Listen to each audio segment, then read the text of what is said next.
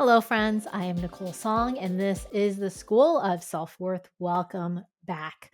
I'm so excited to be here with you today because I get to talk about a topic that comes up so consistently in feedback at work for Asian American corporate leaders, and it is gravitas.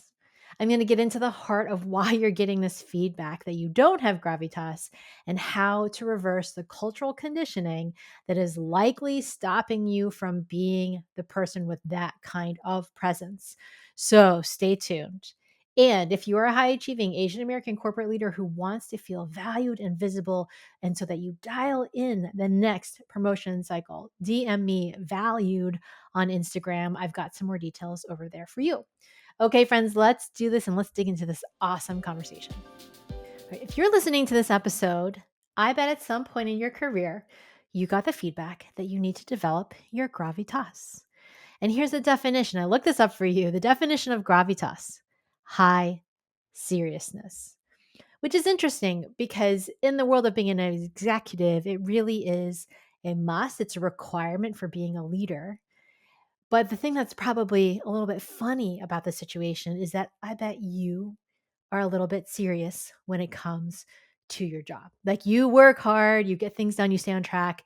You don't bring a sense of lightness or play or fun into your work. And even though you're getting that feedback to have this seriousness, I don't know about you, but I like a leader who is a little bit light, who's a charming, who has like that energy about them. And that's really when I think about gravitas, that it is more about this elusive, intangible leadership quality, which is actually not just about seriousness.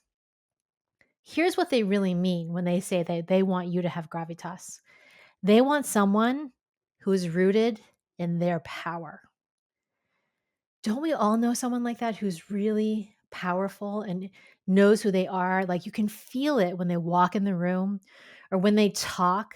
They command everyone's attention. They don't have to do anything to get your attention. They automatically get it just by being who they are. And you, on the flip side, are the person who's making the PowerPoints instead of delivering them. And you're like, how do I become that person, Nicole? Well, I also used to be this person. I didn't command any room. I was just there. Like, I'd sit in the corner, never raise my hand.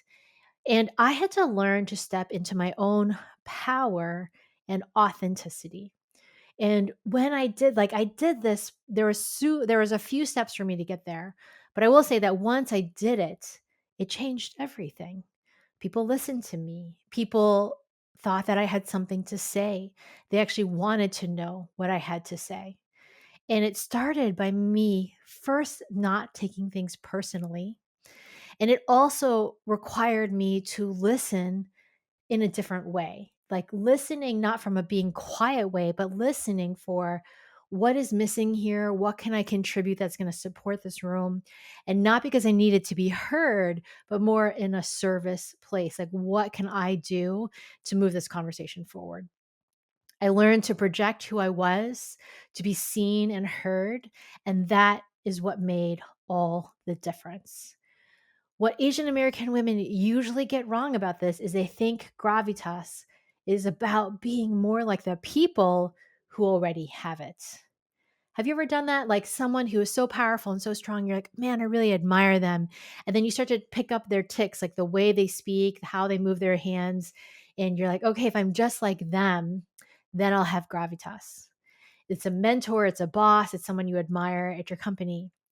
And that is the totally wrong approach. Because what you're doing then is you're now just trying to make yourself to be like somebody else. And that, my friends, never works. Because this is coming from a place where you're afraid you're going to get it wrong. You're someone who thinks you have to do it perfectly. You're the workhorse. You're definitely not exhibiting gravitas in that situation. And that, by the way, also comes from cultural conditioning, from growing up, trying to make your parents happy, making sure that the whole, the collective is happy, and never really looking for where to source power, which is internally and within you. Because the truth is, power exists within you. It's not something you collect from other people. It's something that you have to own within yourself. And the more tuned in you are to yourself, to your skills, your strengths, to clarity about what you bring to the world, to your full potential, that's when you turn the tables on being a person of gravitas. So the good news is we don't have to go hunting for it. It already exists. And it's more about how do you uncover the things and disengage from the conditioning that makes you believe that you don't have it. Because I promise you, you already are a powerful, capable presence. And of course, there are things you can do to develop and hone it, but you have to really come from the heart of it, which is that you are powerful. And if that is something that gives you the little tingles and shakes, and you're like, I don't know, Nicole, that's what we have to look at first. Truly, you have to be so grounded in who you are to be able to have that sense of gravitas for other people to look to you and say, wow, what do they have? What is it within them? But the moment you step into that, that's when you'll see people start to turn to you for answers. This is how you get the performance reviews. We're like, wow, she's really ready for that next step into that next stage. And especially if you're like, I am wanting to do that this year, this is the place to begin and to look. So, I want to give you a couple of simple tips. And these are just easy ways to start to practice noticing when you're out of your power to help you get back into your power. And then, if you're really wanting to develop this longer term, this is something we work on in Your Clear Calling because a lot of these tools I'm going to give you are great and they're like placeholder ones. They're going to get you to the next day. And if we want to go all the way deep, right? That's what we work on in the course. But first, I wanted to give you, of course, a couple of tips. So here are two simple ways to step into gravitas. First is to stop thinking out loud. So don't process things verbally, even if you're a verbal processor, like go process with somebody who doesn't matter, not your boss. And when you're doing this, now start to pay attention to the language you're using because people who process out loud are using a ton of filler words. Maybe, kind of, like, just, those are happening all the time. So when you learn to stop thinking out loud, you'll also naturally start to cut your filler words and you can pay attention to your filler words. When you see someone with true gravitas and also an extraordinary speaker, they don't use filler words. You know why? Because those gaps are times that they're listening and tuning into themselves and also to what the room needs. So they're using that space actually for being more powerful. So if you can stop thinking out loud and cut your filler words, that's going to be make huge strides for you moving forward.